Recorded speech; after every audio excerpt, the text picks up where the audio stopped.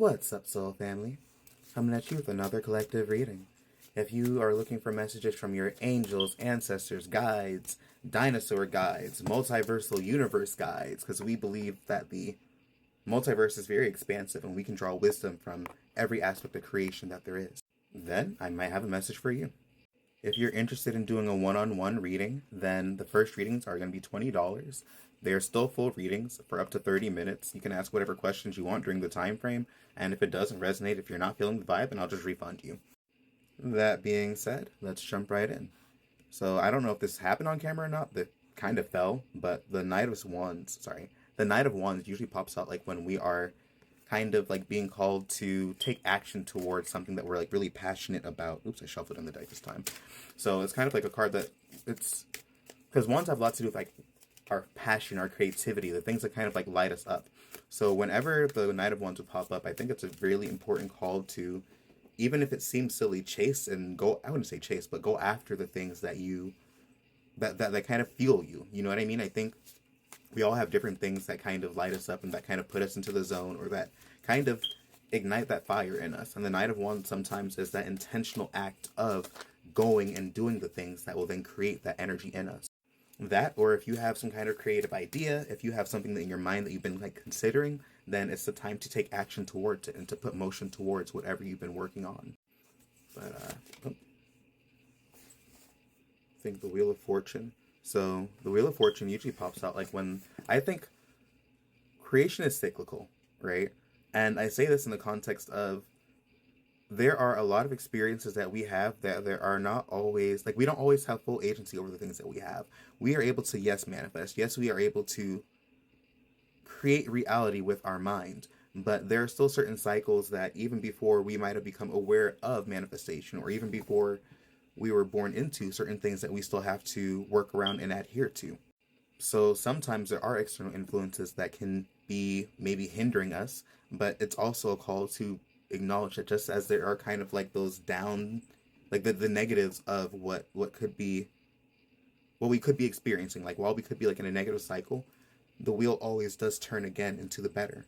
So if you've been having some shitty times, then I'd like to say that this is temporary. It's not going to last. And as long as you keep your mind on the fact that sometimes we don't always have the full ability to prevent something from happening, but we can still at that point know that we can ride the wave until things do get better and hold out the intentions and work towards better as things work around us to get us to that point.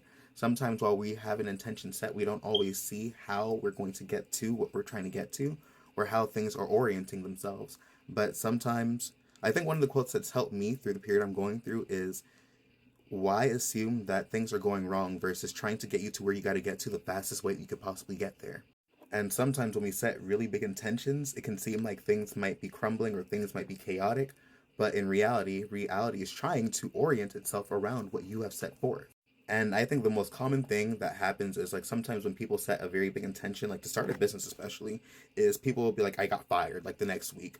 And it's so common because then it's like it's, yes, you're being faced with a lot of uncertainty, but at the very same time, you are being given the chance to put time and effort into whatever endeavors that you need. You're given the chance to kind of work towards whatever your goals and intentions are. So sometimes we got to ride the wheel. And sometimes somebody said it best, if you're going through hell, why stop while you're in hell? Keep going till you get the fuck out of it. So if you're on the downward cycle of this wheel, keep going till you spin to the top. But let's see what else pops out.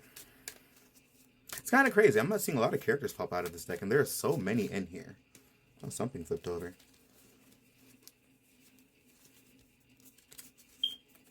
Okay, I guess maybe not. I thought I saw something flip.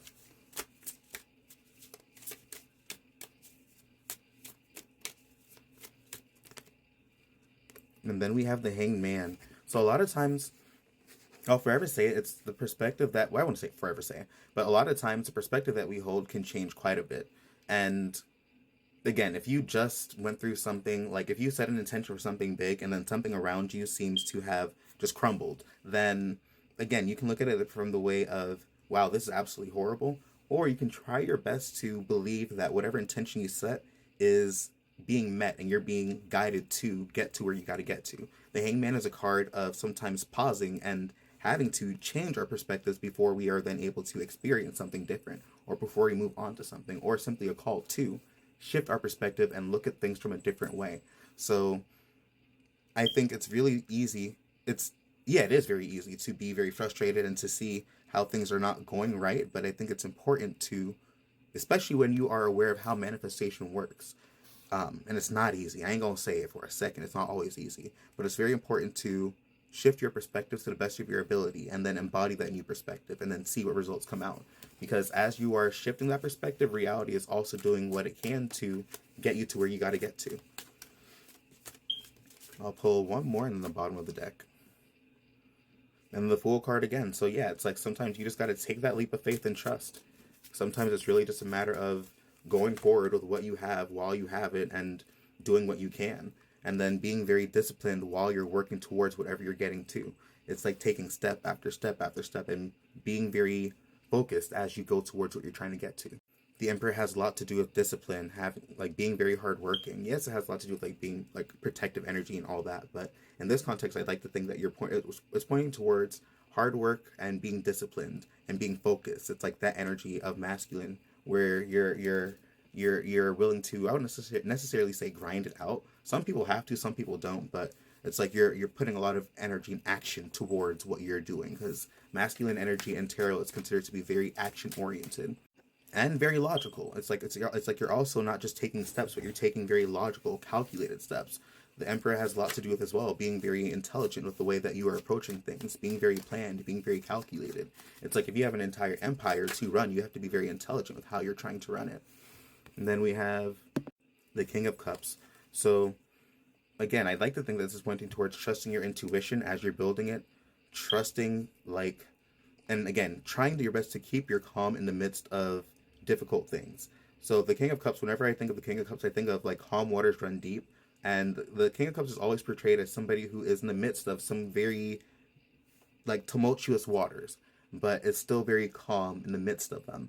So a lot of times, especially when it comes to manifestation, the more you are calm and the more you're able to kind of like sit and believe that for whatever reason, no matter how things are looking, that things are going to work out and things are shifting for your highest good, then that's what reality has to do. It has to conform to your dominant belief.